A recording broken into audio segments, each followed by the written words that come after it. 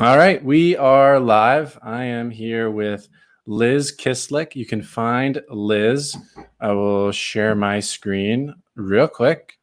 You can find Liz at lizkislik.com, as well as she's got columns in Forbes, Harvard Business Review, as well as Entrepreneur. I think Forbes is her most active one. She actually just put out an article 41 minutes ago. So there it is.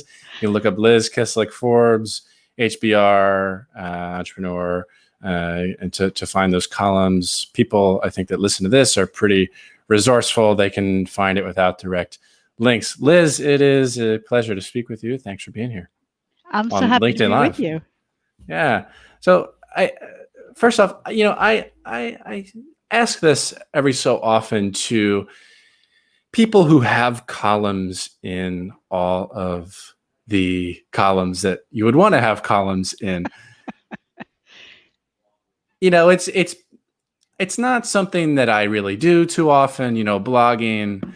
And I don't even know that I'd be a good fit for it, but I think it would be like many people think it would be like a cool thing to do, to have a column in something like Forbes, Harvard Business Review, or Entrepreneur. So what question is coming. I think for me, I've always dreamed about writing about the intersection between podcasting and entrepreneurship, and featuring people who really do that very well. And okay, why don't I just do that on my blog? Well, it's not as cool. But anyway, how did you become a contributor at some of these publications? Which was first, and how did the opportunities arise? I've actually been writing for my own blog for about 10 years, and that's every week. And before I take off for the Christmas New Year's period. Right. But other than that, yeah. Nice. So there's a lot of content there. And before there was blogging, I used to write for a variety of direct marketing industry publications. I come out of that neighborhood originally. So I was used to not only generating content, but also being edited. And that's really a big key, because these high profile publications, you have to please a group of editors. It's not really just the thing you want to do yourself. That you can do, on your blog, and you can do it on LinkedIn. And there are a variety of publications that are good starters, because there's kind of a laddering process that often works, because you need to be able to show an editor the quality of your writing, and they need to see that it's published. It's not just what you submit. So I see. It's not automatic. So how specifically then, I get the principle behind it, but how specifically did one of these opportunities arrive? Okay, so I'll tell you about Forbes, because you were so on the case that you knew that a piece went up today, which just cracks me up. So on the case. Yeah. So with Forbes, it was really interesting, because I knew somebody who had written on my behalf to, I forget who, at Forbes, and they turned me down. And this was that I was already in Harvard Business Review, but they turned me down. Wow. And they did not like my stuff. I don't know. I'm surprised with that kind of social proof in HBR already, that they wouldn't want to keep up with the Joneses. So I was surprised too. But one of the things about editorial is they all have their own way. And even different editors within the same publication will have differences.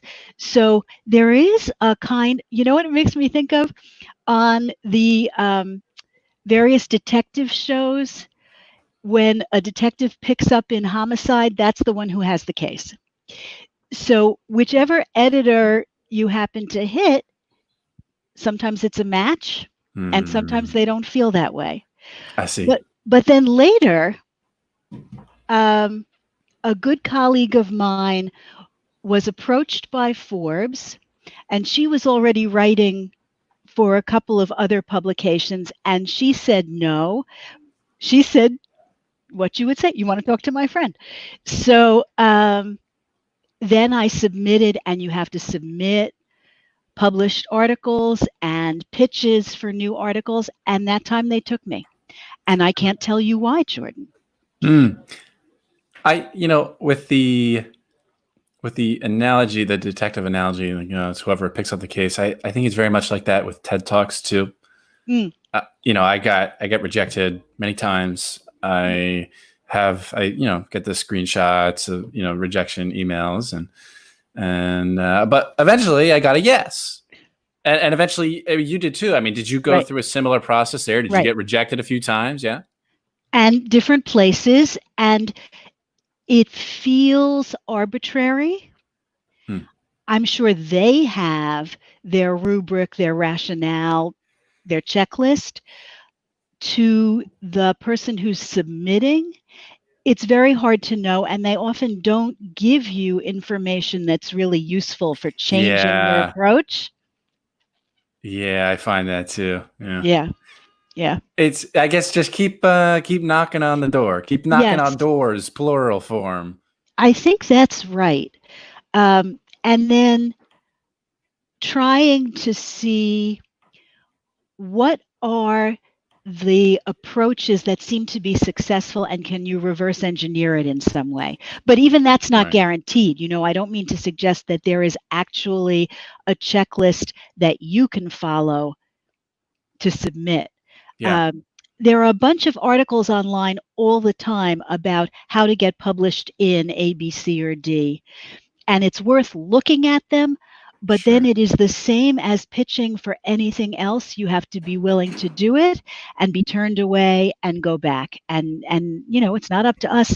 There are loads of people with good content.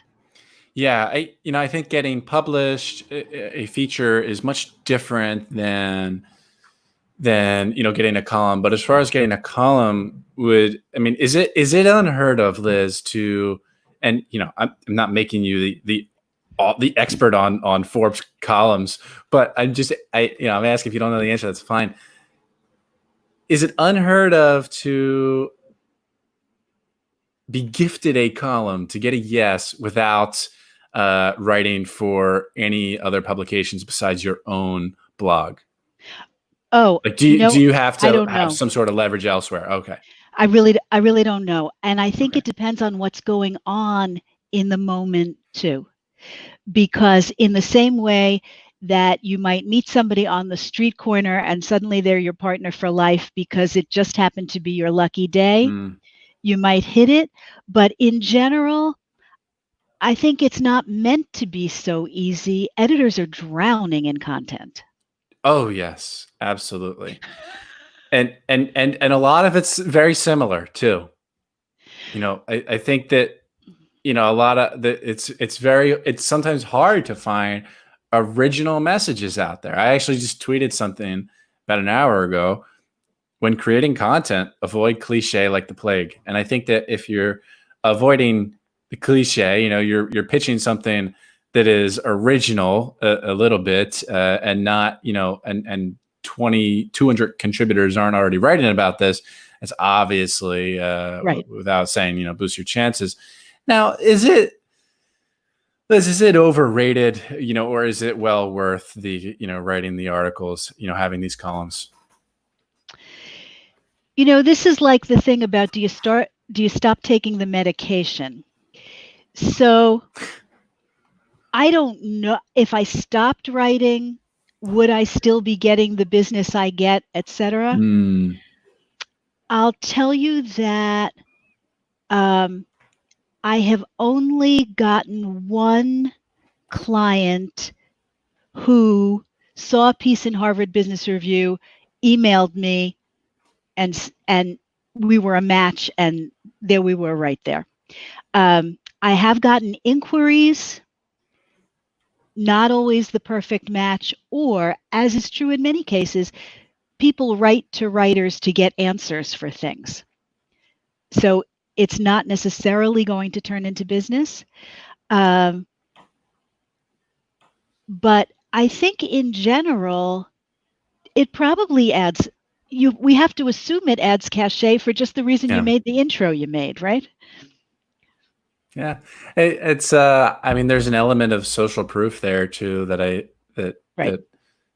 yes. And I mean, we look to the actions of others to determine the best path or the best behavior a lot of the time. And if Forbes and Harvard Business Review and Entrepreneur are doing it, then it must be good. If they trust you, then I can trust you. We have to hope that's true. Well, yes. So social proof. Look, the caveat to social proof, the disclaimer is, it is a great human mechanism. It informs a lot of our decisions for the reasons I just mentioned, and I mean, a lot of times it's a safe path, following the actions of others, but we cannot blindly rely on social proof all the time. That can get us into trouble. You look to the example that Dr. Cialdini mentions in his book Influence, the Jonestown mass suicide. Everyone committed suicide because the leader said so, and everyone else was committing suicide, so I'll commit suicide too. Really, it's an extreme example, but we can't always blindly follow social proof. So, Liz, we'll make a hard shift to more of your topic of expertise, and that's people. You're a management consultant. What about self-care for leaders? I mentioned before we got on here my great morning, getting up at 6:30 and exercising and reading and walking on the beach and meditating there, and did some bike riding too, and all before like 8 a.m. It was great. And what kind of self-care for leaders do you recommend? Like, how do you prevent burnout? I mean, because even with all that, like, I've definitely felt maybe not like complete burnout, but not feeling too hot about everything type of feeling. How do you prevent that? What kind of things do you recommend? They're two different things. They work together sometimes, but they are actually two different things, because self-care is like putting deposits into the bank. You're strengthening yourself, and if you're taking actions that are right for you, theoretically, you're also making yourself more resilient. And some of the things that you referred to, the exercise, the meditation, those are fabulous. I also recommend them, and I also worked out this morning. And there's no question, it gives you a boost in mood. It does. Yeah. The exercise turns me around so quickly. It's funny. Remarkable.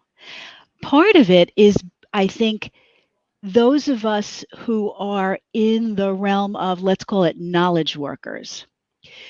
We're leading from our heads, and particularly if we're using a keyboard, you end up crunching yourself up so much that you actually diminish yourself in physical size, and your brain reads that as being shrunken weakness, so then you don't even feel agree with safe. that. It really does. I believe in that 100%. Yeah. Your brain really detects that and responds accordingly. Yes.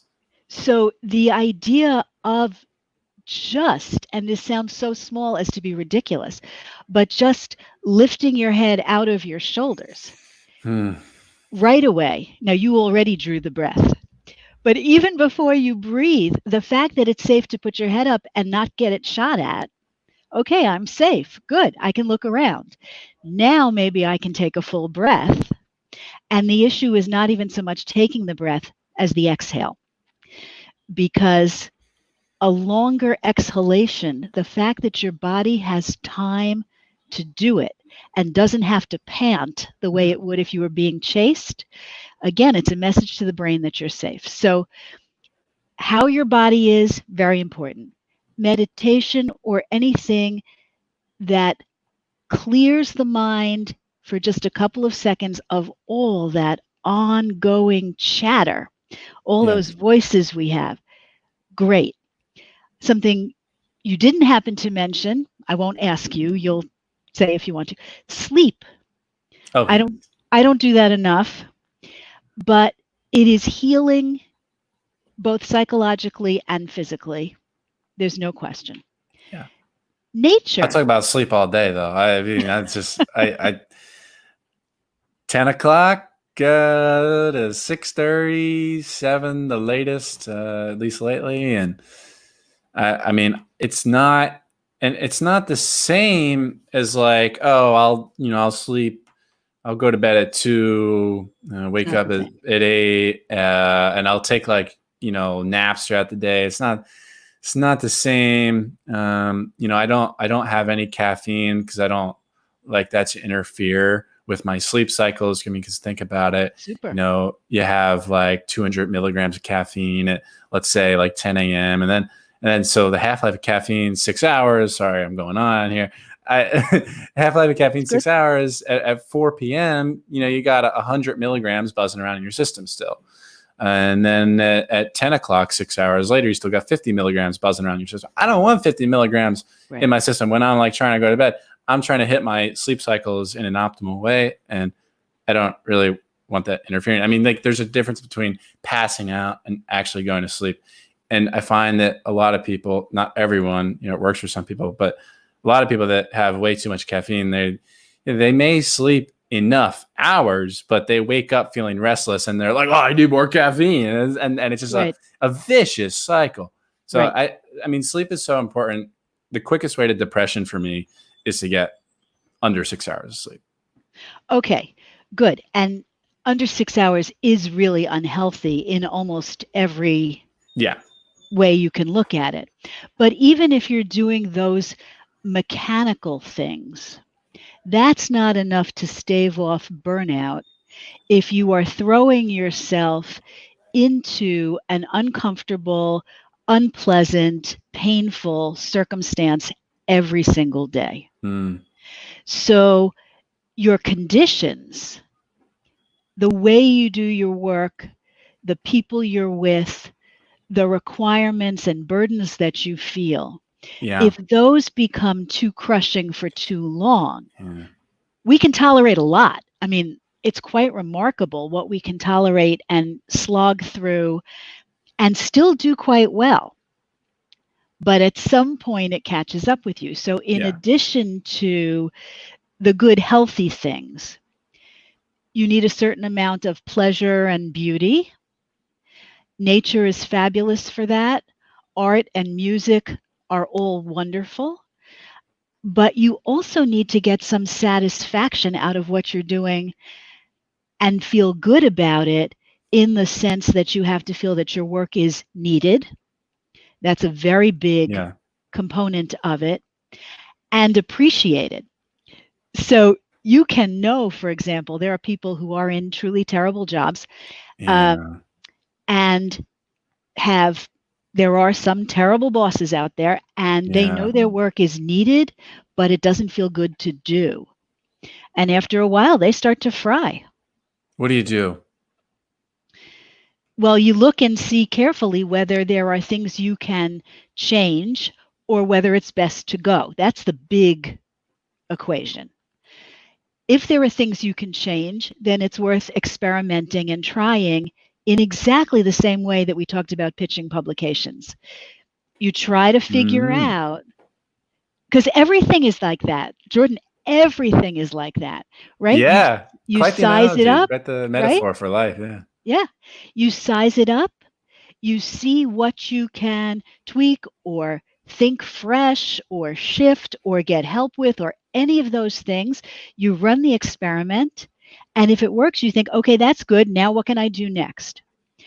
But if you've run a dozen experiments, or you gave yourself 6 months to experiment, and it still really is awful, then it just makes sense to think, what are my other options?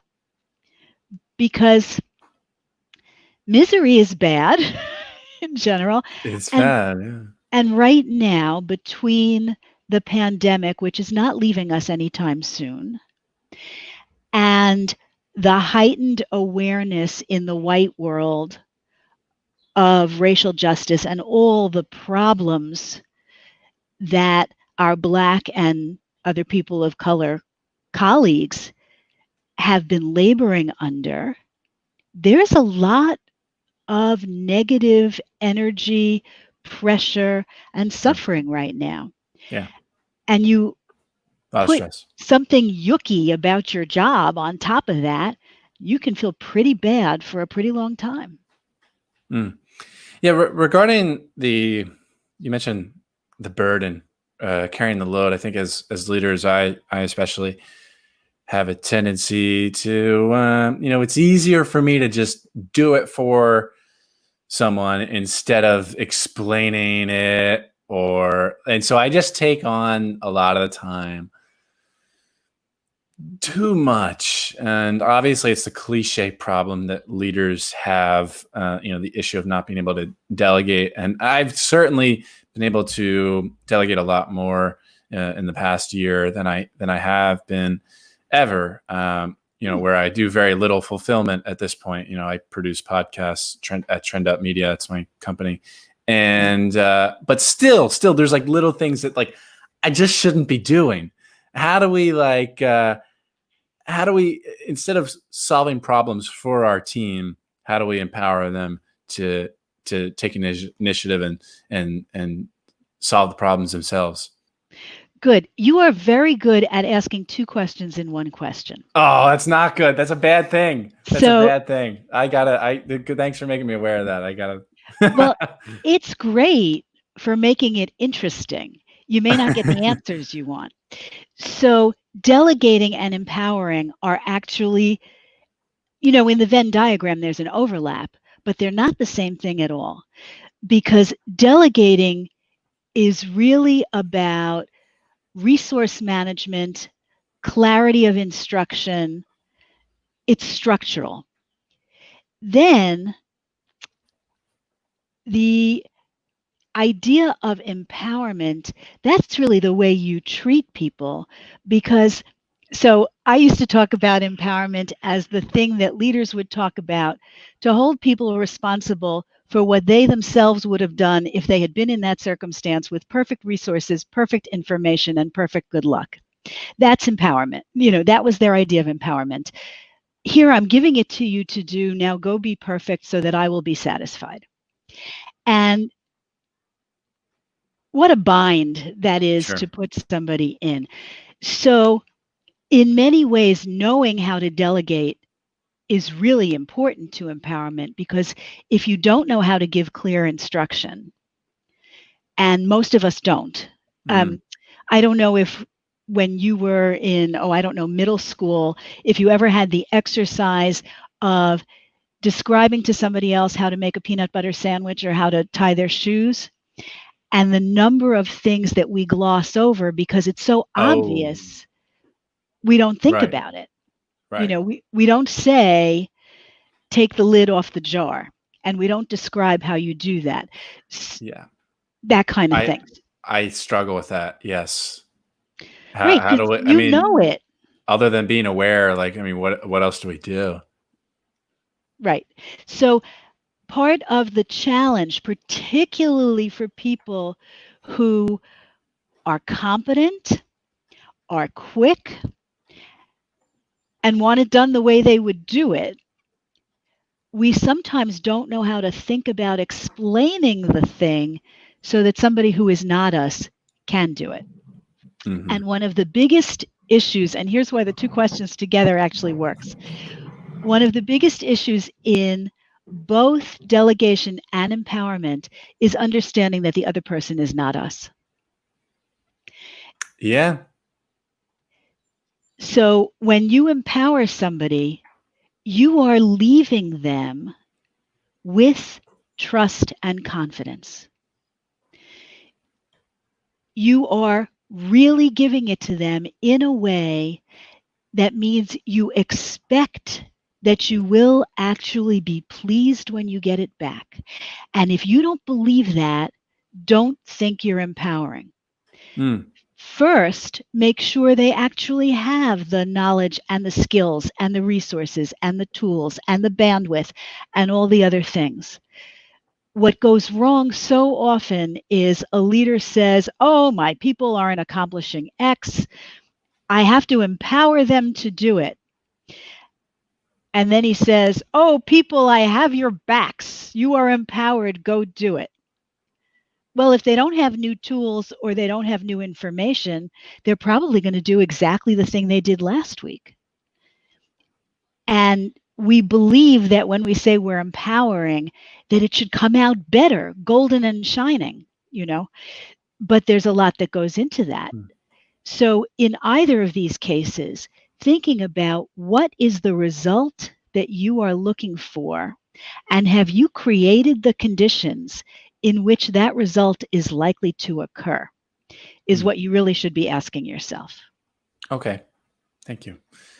Liz, you've answered my questions today, and I thank you for that. People can find you again at lizkislik.com, as well as your columns, Liz Kislik, Forbes, Harvard Business Review, Entrepreneur, and people can find you on LinkedIn as well and connect with you there. Sure. Liz, thank you very much. I appreciate you. Jordan, it's been so nice to be with you. Yes.